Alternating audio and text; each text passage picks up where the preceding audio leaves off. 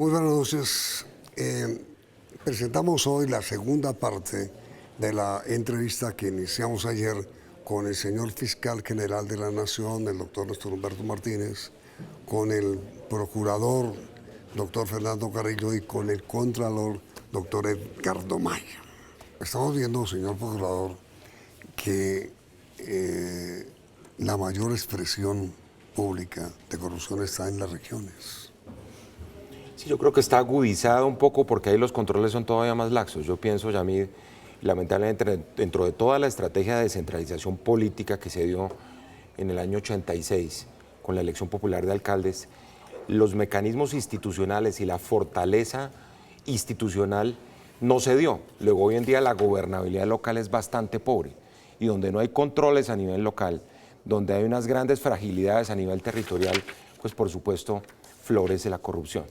Yo entiendo que por eso uno de los elementos fundamentales es tratar de fortalecer nuestra acción a nivel local, no porque el monopolio lo tengan las regiones o los territorios, sino porque allí es más fácil, y es más fácil en la medida en que los controles son más laxos, en la medida que la democracia pues es mucho más frágil en todo sentido y por ende las posibilidades de incurrir en cualquier tipo de falta, desde la ignorancia del funcionario público hasta la posibilidad de sobrepasar como tal la autoridad del Estado, pues son moneda corriente. Eso no pasa normalmente donde hay instituciones mucho más fuertes. Ahora, los tres fueron elegidos por el Congreso de Colombia, los dos. ¿Qué tan contagiado de corrupción está el Congreso?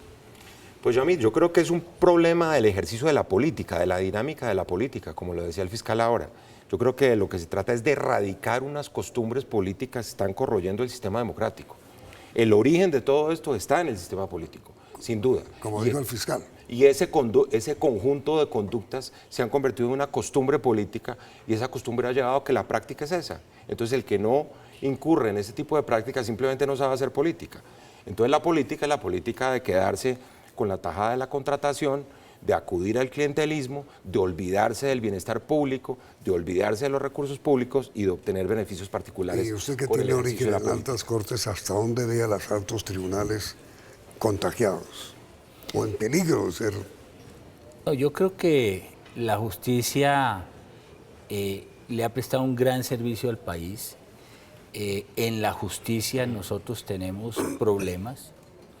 Yo he dicho que, por ejemplo, la Fiscalía tiene que ganar mucha legitimidad moral para combatir la corrupción, que tenemos el ombligo sucio si nuestros funcionarios terminan comprometidos en casos de corrupción. En el último año, por ejemplo, capturamos a 36 funcionarios, Jueces. Fiscales y funcionarios de investigación de la propia Fiscalía. Pero ese es un cáncer que nosotros tenemos que extirpar y eso se hace con la devoción en el ejercicio de la función pública y con el ejercicio, con el imperio de la ley. Si las sanciones son reales, son condignas, si los corruptos no terminan en la casa por cárcel, es que ese es un muy mal ejemplo. La probabilidad de que a un corrupto lo pesquemos es muy baja si no actuamos coordinadamente las tres entidades. Pero si lo hacemos, lo capturamos, se allanan a cargos y se reduce inmediatamente la pena en un 50%. Si adicionalmente trabaja 2 días de la semana, entonces redime un día a la semana. En un proyecto que presentó el ministro de Justicia ya no es 2 por 1, sino 3 por 2. Vamos a quedarle debiendo cárcel a los corruptos. No, lo que necesitamos son políticas unívocas que realmente endurezcan la acción del Estado frente a la corrupción. Es que, francamente, si uno ve al corrupto en la cárcel, en la casa por cárcel, o en la calle deambulando, pavoneándose en medio de los ciudadanos, el ciudadano ve que el camino es la corrupción. Ese es el estado de cosas que hay que acabar. Sobre este tema, señor fiscal, tanto el Contralor como el Procurador estaban hablando conmigo hace un momento del Código Único Disciplinario, advirtiendo la advertencia era exactamente cuál, señor Contralor. No, yo creo que aquí ha habido un avance en el derecho disciplinario a través del primer código disciplinario y posteriormente la reforma en el año 2002, la ley 734 que sirvió como reforma a la anterior, y hoy se ha planteado un nuevo código disciplinario por el anterior procurador que fue aprobado por el Congreso, que ha tenido devolución por parte de la presidencia y objeciones, y que está en la Corte Constitucional ahora para decisión, en donde se le está bajando la guardia a la corrupción. Se están bajando las sanciones, reduciendo las sanciones, y además se están revocando automáticamente sanciones que se habían impuesto con anterioridad. Eso me parece gravísimo. Es decir, personas en donde tenían una sanción de destitución y una inhabilidad de 15 años, en donde terminan en virtud del principio de favorabilidad de la ley, beneficiándose de un nuevo código en donde desaparece la sanción. Yo creo que eso es grave, eso es gravísimo lo que está ocurriendo. Y no lo pusimos en conocimiento como algunos tratadistas del derecho disciplinario, algunos cultores del derecho disciplinario, porque era arrollador el poder con que se estaba llevando este código y el Congreso el apoyo para llevarlo. Entonces, ¿para qué va a luchar uno contra los molinos de viento si ya eso iba a salir? Pero todavía estamos a tiempo y el señor procurador pues ha planteado ese tema y pues yo creo que el gobierno nacional, que tiene en sus manos posteriormente la sanción, y la Corte Constitucional, que está en un proceso de trámite, pues puede salvar al país de ese tema que puede llevarnos a una permisividad total dentro de las conductas que se reprochan disciplinariamente de los servidores públicos. Su opinión, señor fiscal, sobre el Código Único. Yo creo que en esa materia deberíamos restablecer también el principio de que las sanciones tienen que ser más eficaces y tienen que ser de verdad grandes, importantes. Si uno disminuye el poder punitivo del Estado, asimismo se van generando beneficios para la criminalidad, para la corrupción, para la delincuencia. Pero es importante no solamente mirar la parte legislativa, sino la parte funcional. Con el señor Contralor hablábamos discretamente, nos vemos de vez en cuando y por supuesto en esa tertulia va a estar nuestro procurador, de cómo nos tenemos que dividir bien el trabajo para ser muy eficaces. Mire el caso de Reficar, que es muy interesante. El señor Contralor se dedicó y hizo un estudio sobre qué había pasado con los costos, hizo una labor de auditoría, de típica auditoría fiscal, muy eficaz. Y a él le corresponde ahora iniciar todo su proceso de recuperación del patrimonio público ahí afectado.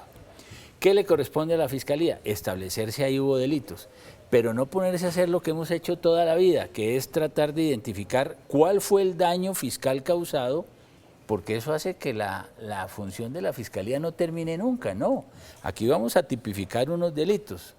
Si hubo unos peculados para efectos de la punibilidad, o sea, de la sanción penal, da lo mismo que el peculado sea de 100 millones, de 100.000 millones, que de 1 billón, porque la pena va a ser al final la misma. Entonces, la estimación del daño fiscal la hace el Contralor, la responsabilidad del funcionario público la hace el procurador y la punibilidad, o sea, la sanción penal le va a corresponder a la Fiscalía, no solamente respecto de los servidores públicos, sino también de los servidores privados. Y hay que poner al servicio de esta acción mancomunada de las tres entidades lo que es la cooperación internacional. Hoy eso es otra cosa. Bien lo decía el señor procurador, en el pasado eso era con cartas rogatorias, con sellos, con estampillas, con apostillas y esperar que en el término de la distancia, que era mientras una carta llegaba por correo a los otros continentes, le contestaran a uno al cabo de los años. Hoy, déjeme decirle, los fiscales hoy de Iberoamérica nos chateamos y pedimos cooperación judicial en tiempo real. En casos como el de Odebrecht, por ejemplo, nos hemos estado chateando todos los fiscales de Iberoamérica. Y los resultados van a estar a la luz del día en todos los países en donde se ha comprometido la ética pública en este particular caso. ¿Vienen nuevas medidas sobre Odebrecht? No, es que no han empezado realmente. No, Este es un proceso que apenas está en estado embrionario. Por supuesto que estamos indagando sobre más responsabilidades de particulares y de servidores públicos y tenemos evidencias muy importantes para seguir avanzando muy rápidamente en ese frente. Y las observaciones que hace el señor Contralor, señor Procurador, sobre el Código Único Disciplinario, ¿qué opinión le merecen? Sí, yo creo que las compartimos completamente, incluso yo he tenido la oportunidad de conversar preliminarmente con el gobierno sobre esa materia y tenemos una gran preocupación porque es un pésimo mensaje que se le envía a los corruptos, en el sentido que lejos de haber incrementado las posibilidades de sancionar, pues les estamos creando unos beneficios por la vía legal, independientemente de toda la buena fe que haya habido en determinadas concepciones del derecho disciplinario y demás, porque un poco ese fue el contexto de la discusión del Código General Disciplinario. Yo sí creo, además, Yamid, que lo que hay que hacer es precisamente fortalecer los procesos, tener la capacidad de fallar y, por supuesto, que haya sanciones acordes con la magnitud de las faltas que se han cometido. Y ese es un principio que hay que mantener a rajatabla. Ahora, señor Procurador, si estamos todos, cuando yo digo todos, es todos los colombianos de acuerdo, desde el presidente de la República hasta el más humilde de los compatriotas, en que hay que combatir la corrupción, objetivo, ¿usted cómo lo va a hacer? Sí, ahí nosotros planteamos varias ideas, Yamid. Yo creo que por una parte el propio presidente planteó la necesidad de hacer operativa una comisión de moralización donde están los 3 entes de control, la Secretaría de Transparencia de la Presidencia y comenzar progresivamente. ¿Nombrar más comisiones? No, esa comisión ya existe. Lo que pasa es que por lo que sucedió en el pasado, pues había muy pocos resultados. Sí, pero estoy de acuerdo. ¿Qué sucedió en el pasado? No es un tema de comisionitis, que había, pues digamos, unas batallas individuales que cada cabeza del órgano de control que impedían esa cooperación. Contralora y procurador. Que impedían esa cooperación que la lógica, pues la palabra clásica es la sinergia. Entonces, si uno logra sumar las ventajas y las capacidades de cada uno, pues simplemente va a obtener un resultado superior en la lucha contra la corrupción. Entonces me parece que eso es fundamental. Pero es el llamado a convocar a nuevos actores, Yamid. Yo creo que el tema del sector privado, por ejemplo. Yo he hablado con la ANDI, con FENALCO, con las cámaras de comercio, Fedesarrollo. Fedesarrollo es una nueva línea de investigación en materia de corrupción. Las universidades, hay una gran cantidad de actores que están en este momento preocupados por lo que está sucediendo. Por supuesto, no es solo la preocupación, sino la acción, la creación de indicadores, el mostrar resultados, el apoderarse de determinados casos en donde haya cuestiones emblemáticas en materia de lucha contra la corrupción. Yo creo que la clave es poder articular todo esto, que es un poco lo que decíamos. Aquí se necesita estrategia en la lucha contra la corrupción, se necesita gerencia en la lucha contra la corrupción. De otra manera, cada uno va a tratar de hacer su tarea de manera desvertebrada y vamos a caer en las mismas. Ahora, escúchenme, por favor, señores, un minutito, que hay mensajes de importancia para ustedes. Ya regresamos.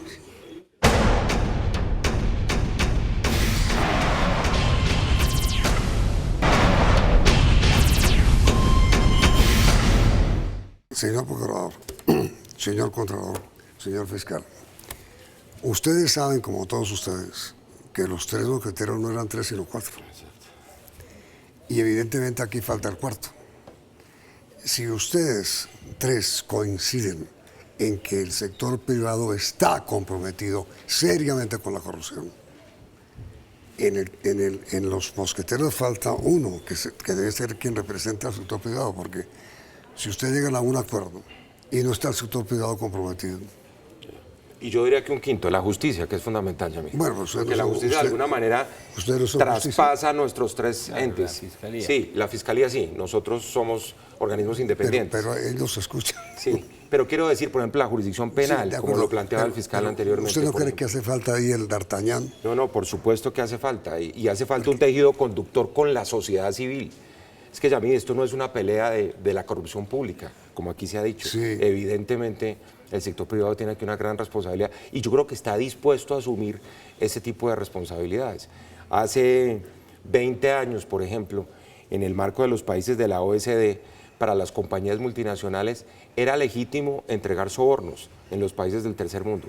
No solo era legítimo, sino que le servía para sus deducciones tributarias. Sí, eso estaba señor. legalizado. Eso lo hizo Alemania. Con eso acabó hace apenas una década y media la Convención contra el Soborno Transnacional de la OSD, por ejemplo. Eso Entonces yo lo creo hizo que en ese Alemania sentido sí con hemos evolucionado. Con la Siemens, ¿no? Exactamente. Yo creo que en eso hay una evolución clarísima, como lo decía el fiscal, por la globalidad internacional luchando contra el delito, porque hay actores del sector privado que saben que se le está haciendo un daño a lo público y ellos son parte del espacio público. Es que lo absurdo es creer que el sector privado está por fuera del espacio público. Sí. El sector privado tiene responsabilidades dentro de lo público. En consecuencia falta el cuarto mosquetero, el sector privado, ¿o no? A mí me gusta más que el sector privado la sociedad colombiana. Yo creo que la sociedad tiene un papel preponderante en la lucha contra la corrupción. Pero ¿quién representa a la sociedad? Sociedad somos todos, los colombianos, todos. Que la gente denuncie, que la gente proteste, que la gente se levante contra la corrupción, que haya un levantamiento. Yo creo, sinceramente, que la próxima campaña política va a estar enmarcada totalmente por el tema de la corrupción. Quien asuma estas banderas, quien tenga el liderazgo frente a estos desmanes de la cosa pública y de los dineros públicos, yo creo que va a lograr mucho. Pero eso es harina de otro costal. Pero en cuanto al tema del compromiso, es un compromiso de Estado, es un tema de Estado, tiene que ser una política de Estado, que el sistema político nuestro asuma como sistema la lucha contra la corrupción. Es decir, todos, a una, no solamente los órganos de control. Yo tengo la certeza que la Fiscalía, la Procuraduría y la Contraloría, luchando con todo, no logran derribar la corrupción, no logran destruir la corrupción, sino que tiene que ser un compromiso de Estado totalmente con el presidente de la República a la cabeza, con el Poder Legislativo en toda su integridad, con el Poder Judicial, todos integrados, como lo he manifestado y lo he planteado en distintas oportunidades, porque esto tiene que ser una unidad, porque el monstruo es muy grande. La monstruosidad de la corrupción, Yamit, está en todos los sectores, en todas las regiones. Yo no comparto el criterio de que esto es regional, no, esto es nacional. Esto es nacional. Aquí había un tema de las regalías y se repartió la regalía en los 32 departamentos y en los 32 departamentos hemos encontrado las irregularidades en el manejo de las regalías, en un solo tema, que son 18 billones de pesos que se repartieron, estamos encontrando las irregularidades. Y si usted busca un programa como el programa de alimentación escolar, ahí encuentra las irregularidades, a donde vaya las encuentra. Entonces en la salud pública encuentra el tema de la hemofilia y se va en Córdoba y se va para Sucre de los enfermos mentales. En Córdoba eran seres humanos con identidad que estaban totalmente sanos, que no padecían el mal de la hemofilia, la enfermedad de la hemofilia. En Sucre eran enfermos mentales que no existen. Ahí es peor, no existen. La Contraloría, doctor Maya, tiene algún cálculo sobre cuánto vale anualmente la corrupción en Colombia. Bueno, yo creo que la corrupción dentro de esto está sobre en billones de pesos, un porcentaje muy alto, de 40, de 50 billones de pesos. Mucho más que el presupuesto nacional. Un alto porcentaje del presupuesto nacional. Señor fiscal, ¿es usted partidario de que a los mosqueteros se les asocie el cuarto, la empresa privada? Sin lugar a dudas, porque todo este fenómeno de la corrupción tiene una contraparte que está en el sector privado.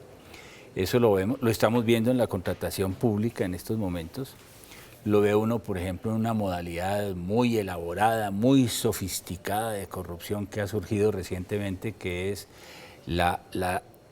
el privilegio de la captura de rentas. Los americanos hablan del rent seeking, que es cuando los particulares van a obtener regulaciones privilegiadas y a través de esas regulaciones privilegiadas obtienen riqueza, plusvalías. Por ejemplo, el trámite de los POTS, que es una nueva forma, una forma muy elaborada de corrupción que se está desarrollando hoy en Colombia a la luz del día.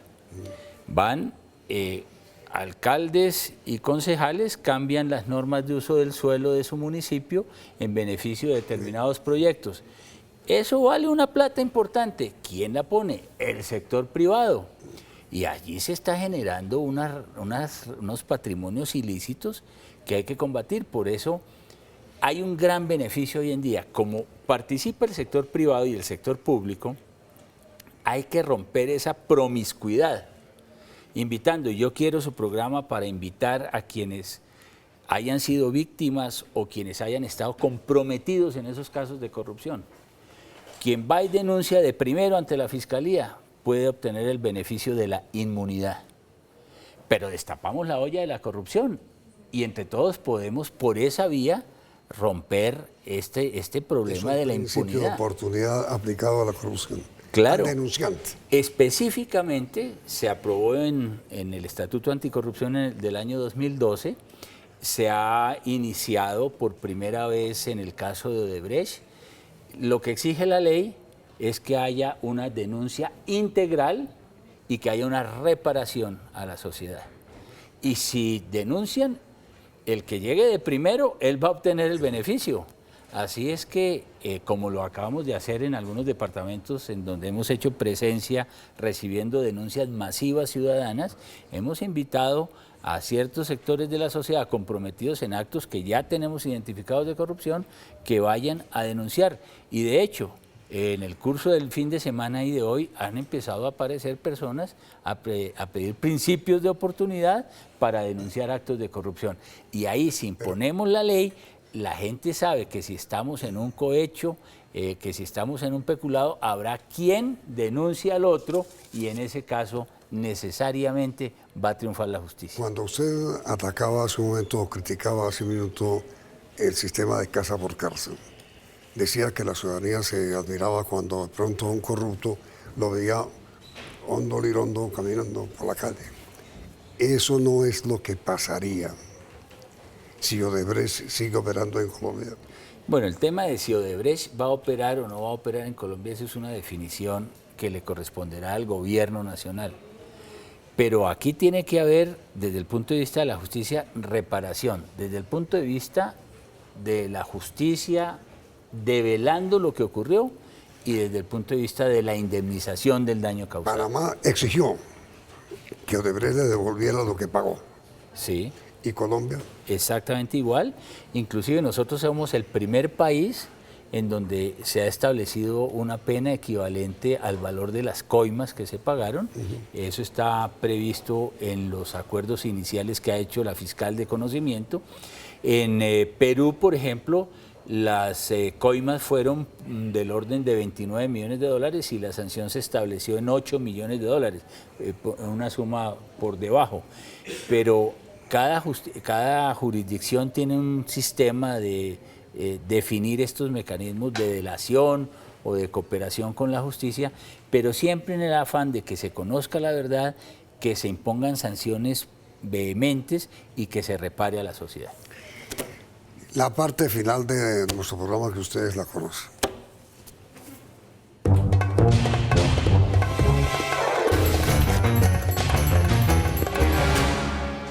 Corrupción, Cáncer, corrupción, Mal endémico. corrupción, En esa línea, metástasis. remedio, justicia, Destruirla. Penas. justicia, gran sueño, Necesidad. El orden. procuraduría, ciudadanía, contraloría, Eficiencia. de fiscalía. Justicia.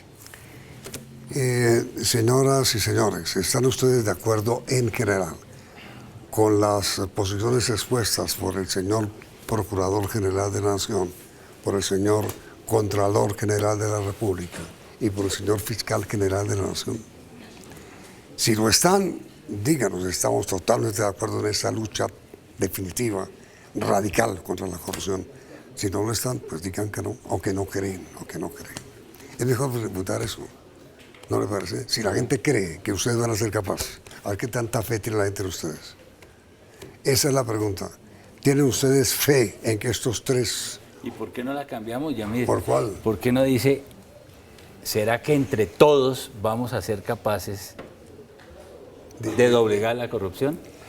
¿Será que entre todos donde manda capital no manda? La pregunta, ¿será que entre todos seremos capaces de acabar la corrupción, incluyéndolos? Así es. ¿Sí o no? Resultados del sondeo al final de la emisión. Vienen las noticias del mundo en la emisión central de Noticiero Serie.